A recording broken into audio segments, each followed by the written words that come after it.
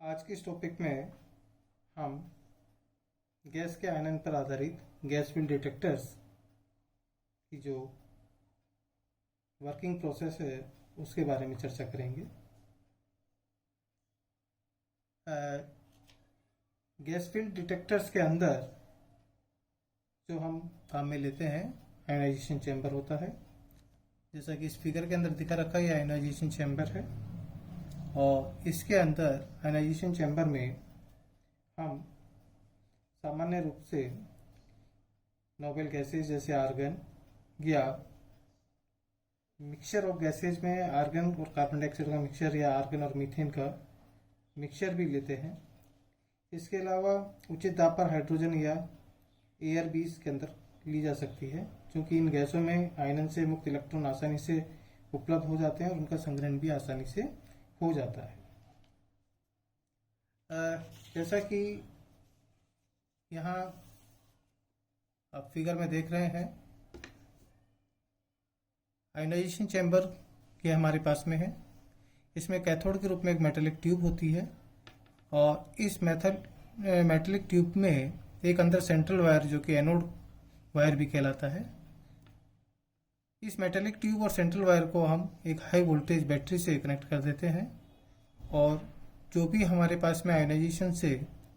Gas के ionization से जो भी आयन पेयर्स यहाँ पर उत्पन्न होंगे, उन आयन पेयर्स जब अपने संगत इलेक्ट्रोड्स पर पहुँचेंगे, यानी कि जो इलेक्ट्रॉन्स हैं वो एनोड पर जैसे ही रीच करते हैं और जो पॉजिटिव आयन्स हैं वो कैथोड पर रीच करेंगे, तो क्या होगा कि यहाँ पर हमें पोटेंशियल प्राप्त होगा। इस पोटेंशियल को एम्पलीफाई करने के लिए हम यहाँ पर एक कैपेसिटर C और उसके पैरेलल में एक रेजिस्टेंस R यानी कि एक RC सर्किट यहाँ पर डिजाइन कर लेते हैं और इस RC सर्किट में इस रेजिस्टेंस के कॉरस्पॉन्डिंग सिरे पर हमें आउटपुट पल्स वोल्टेज प्राप्त हो जाती है।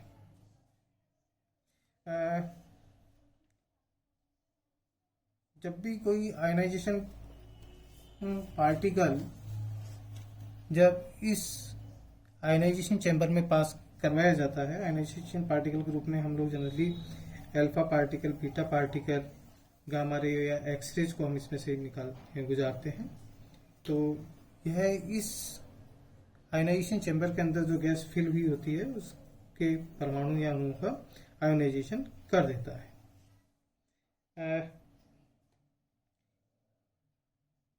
यहाँ आउटपुट पर जो वोल्टेज यानी जो आयोनाइजेशन करंट जो जनरेट हुई, आयोनाइजेशन करंट और आरोपित वोल्टेज जो हम यहाँ पर वोल्टेज लगाते हैं, इसके बीच में यदि हम एक कर्व ड्रॉ करते हैं तो इस कर्व को हम 5 अलग अलग भागों में डिवाइड कर सकते हैं। जैसे कि आपने यहाँ पर देख रखा है, पहला जो पार्ट है हमारे पास में, यदि applied voltage less than V1 है तो वो हमारा रिकम्बिनेशन रीजन कहलाता है। V1 से V2 वाला रीजन जो कि पैरेलल टू आरोपित जो वोल्टा है उसके है, तो ये हमारा आयनाइजेशन चैम्बर रीजन कहलाता है। V2 से V3 वाला रीजन जो है ये प्रोपोर्शनल रीजन कहलाता है, जिसके अंदर प्रोपोर्शनल काउंटर्स यूज में लिए जाते हैं। V3 से V4 वाला वो लिमिटेड प्रोपोर्शनल रीजन है, जबकि V4 से आगे यानी V5 का ये जो हमारे पास में पैरेलल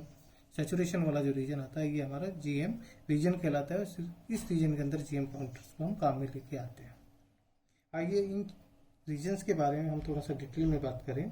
पहला जो रीजन है हमारे पास में, ये हमारे पास में रिकम्बिनेशन रीजन कहलाता है या पुनर्योजन क्षेत्र कहलाता है। इस क्षेत्र में आप इस रीजन के अंदर आप ये देख रहे हैं कि जो वोल्टेज है उसका मान लेस देन V1 है, यानी बहुत कम होने के कारण जो आयनाइजेशन पार्टिकल उत्पन्न होते हैं वो दोबारा से आयन पेयर क्या होते हैं, रिकम्बाइन हो जाते हैं, क्योंकि जो भी इलेक्ट्रॉन और पॉजिटिव आयन जनरेट हुए उन पर इन इलेक्ट्रोडों के द्वारा जो वोल्टेज लग रहा है, फोर्स लग रहा है इनको अपनी ओर अट्रैक्ट करने के लिए, वो इतना वीक होता है कि ये इलेक्ट्रॉन और पॉजिटिव आयन अपने संगत इलेक्ट्रोड्स पर ना पहुंच करके आपस में रिकम्बाइन हो जाते हैं और रिकम्बाइन हो करके ये पुनः वापस न्यूट्रल एटम या मॉलिक्यूल को बना लेते हैं, जिससे कि इस क्षेत्र के अंदर धारा का मान भी कम होता है, यानी आयन धारा बहुत कम प्राप्त होती है।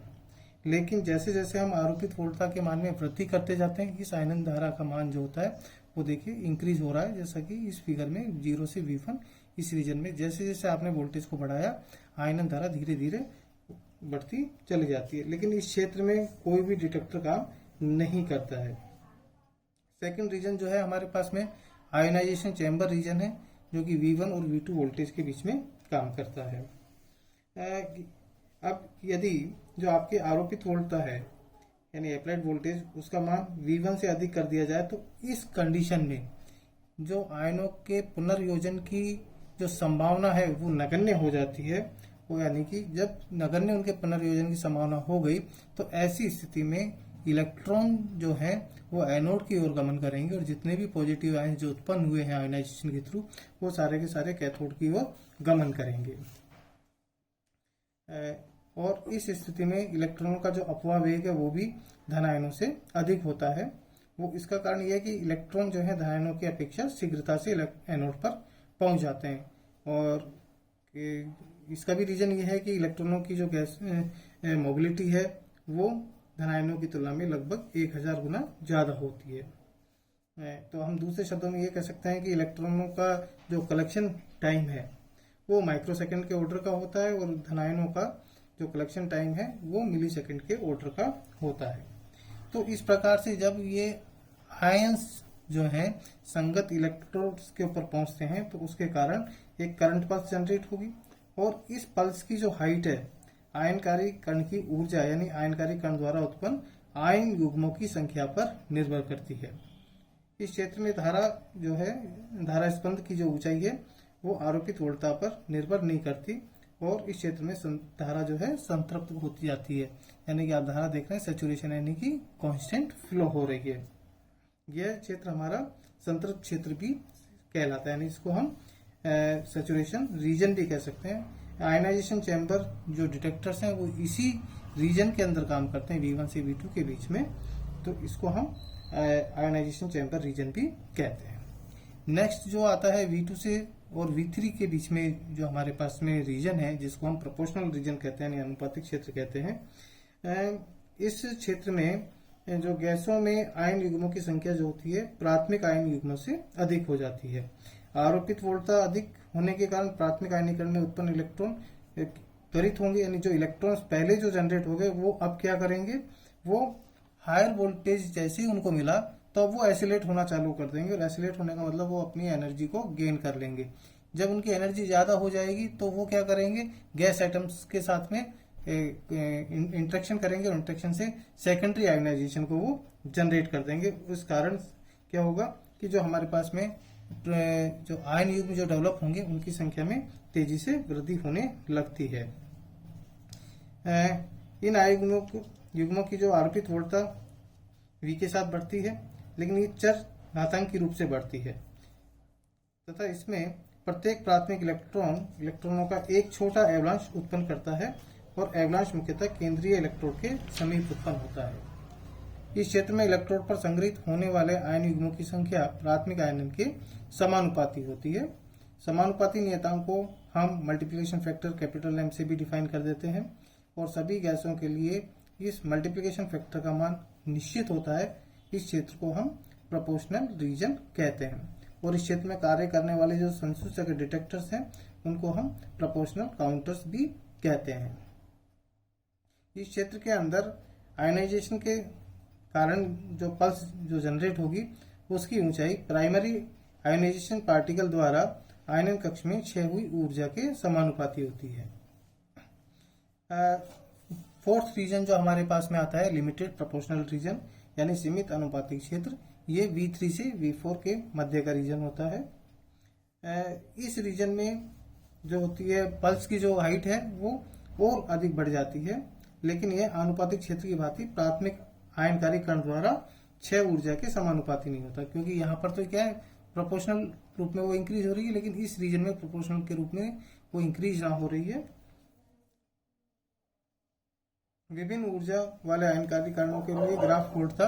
एक पर्टिकुलर पॉइंट पर जाकर के मिलती है यानी कि यहाँ देखिए एक रेफरेंस हमने A और दूसरा रेफरेंस हमने B, दो केसेस लिए हैं। तो इस लिमिटेड प्रोपोर्शनल रीजन में जो V4 वोल्टेज पर ये दोनों के दोनों कर्व क्या हो रहे हैं आपस में आकर के मिल जाते हैं। अतः इस क्षेत्र को कणों की ऊर्जा के मापन में उपयोग में नहीं लिया जाता। नेक्स्ट रीजन जो आता है हमारे पास में GM रीजन या गाइगर रीजन जिसको हम कहते हैं, यह V4 से V5 के बीच में काम करता है। आरोपित वोल्टता V4 में और अधिक वृद्धि करने पर क्या होगा कि जो उत्पन्न एवलांश है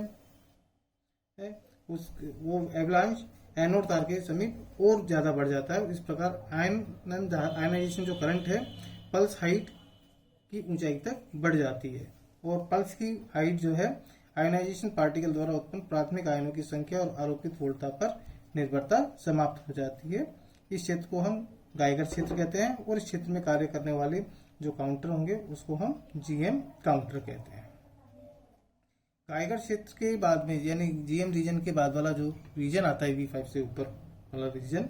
इसमें यदि फिर भी आप वोल्टेज को आप इंक्रीज करते हैं तो अब कंटिन्यूस डिस्चार्ज चालू हो जाएगा, और इस जब कंटिन्यूस डिस्चार्ज गैसों का चालू हो जाता है तो ऐसी स्थिति में हम डिटेक्टर को काम में नहीं ले सकते, क्योंकि इसमें विसर्जन आपतित आयनकारी कण पर निर्भर नहीं करता है।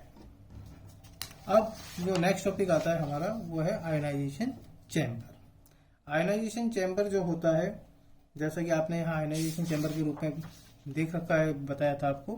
कि आयनाइजेशन चैम्बर में एक मेटेलिक ट्यूब होती है जो कैथोड की तरह बिहेव करती है, और बीच में सेंट्रल वायर होता है जो कि एनोड का होता है,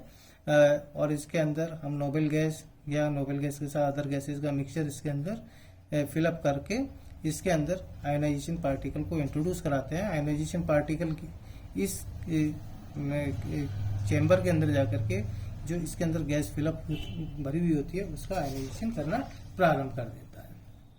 और ये आयनाइजेशन चैम्बर जो है आयनाइजेशन चैम्बर रीजन के रीजन मध्य वाले क्षेत्र में ही काम करता है। और इस आयनन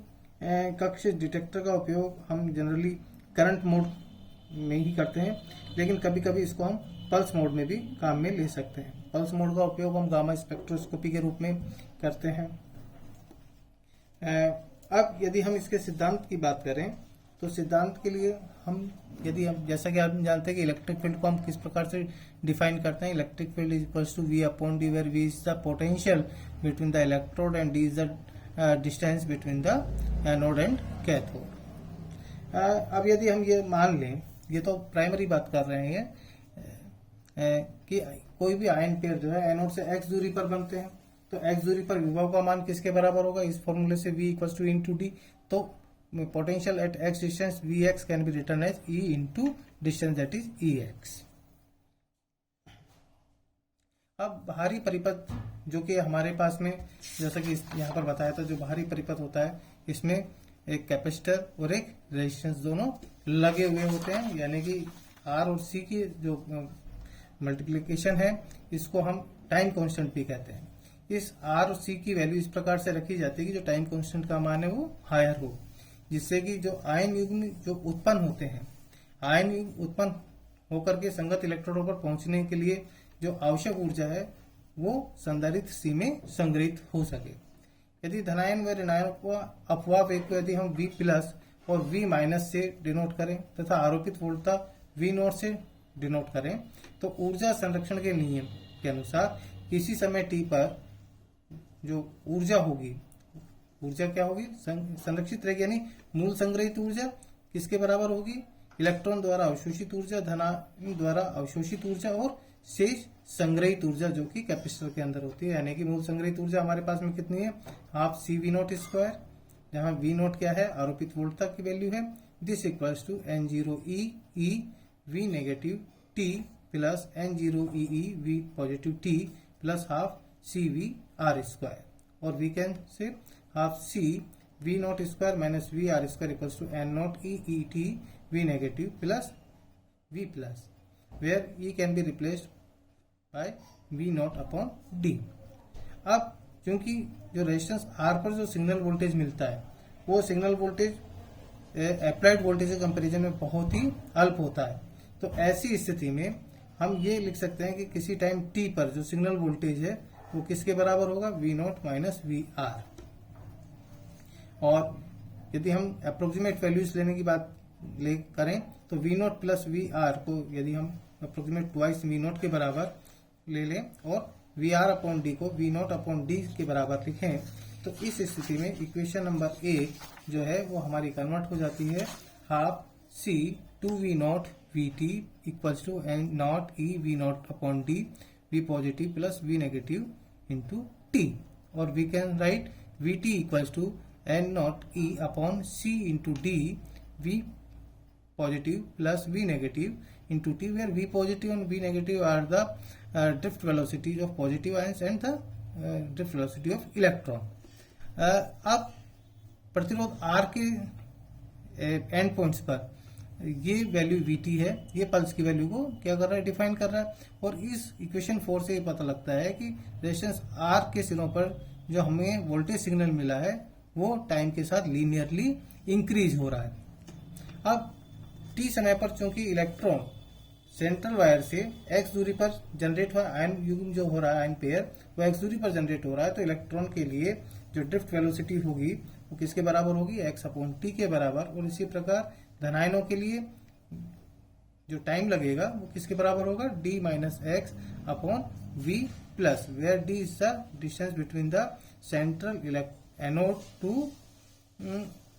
कैथोड। तो इक्वेशन 4 के अंदर V नेगेटिव और T पॉजिटिव यदि हम यहाँ वैल्यूज रख दें तो इस कंडीशन में हम लिख सकते हैं Vt दिस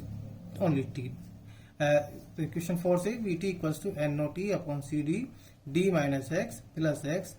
और we can write Vt equals to N naught E upon C। Here हम यहाँ पर हम ये देख सकते हैं कि जो सिग्नल वोल्टेज है इसकी value N naught E upon C के बराबर है, जो कि मैक्सिमम वैल्यू के बराबर है। तो इस स्थिति में जो सिग्नल वोल्टेज का जो आकार होगा आयन कक्ष में आयन युग्मों की उत्पादन स्थिति पर निर्भर नहीं करता है, यानी उनका जो प्रोडक्शन है उसकी कंडीशन क्या है उसके ऊपर निर्भर नहीं कर रहा। ये केवल किस बात के ऊपर डिपेंड करेगा, ये डिपेंड करेगा कि कितने आयन युग्म उत्पादित हो रहे हैं, N नॉट के ऊपर ये डिपेंड करता है। Thank you.